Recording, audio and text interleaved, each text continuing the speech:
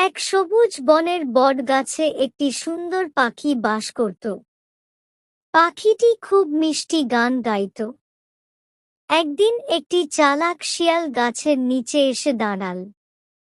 সে পাখির গান শুনে খুব অবাক হল। শিয়াল পাখিটিকে বলল, তোমার কণ্ঠস্বর কত সুন্দর। পাখি শিয়ালের কথা শুনে খুব খুশি হল। শিয়াল আবার বলল, তুমি নিশ্চয়ই বনের সেরা গায়িকা। পাখি আরও আনন্দে ডানা ঝাপটাতে লাগল। তখন শিয়াল বলল, একটু গান শুনতে দাও না।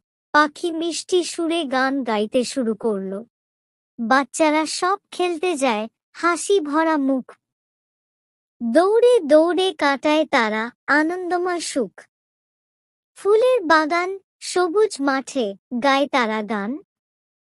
হাসি খুশি মিলেমিশে কাটে সারা দিনমান। বাচ্চাদের এই মিষ্টি হাসি ভরিয়ে দেয় প্রাণ।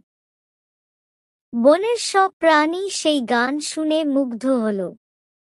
চারদিকে আনন্দের পরিবেশ তৈরি হল। পাখি লক্ষ্য করল যে শিয়াল তার খুব বেশি প্রশংসা করছে। তখন তার মনে সন্দেহ জাগল। পাখি তার বুদ্ধি দিয়ে শিয়ালের উদ্দেশ্য বুঝে ফেলল। সে সতর্ক হয়ে গেল। পাখি নিরাপদে গাছের উঁচু ডালে উড়ে গিয়ে বসে রইল। শিয়াল কিছুই করতে পারল না। শিয়াল বুঝল যে শুধু প্রশংসা করে সবাইকে বোকা বানানো যায় না। সে সেখান থেকে চলে গেল। পাখি আনন্দের সঙ্গে আবার গান গাইতে লাগল। বনের প্রাণীরাও খুশি হল।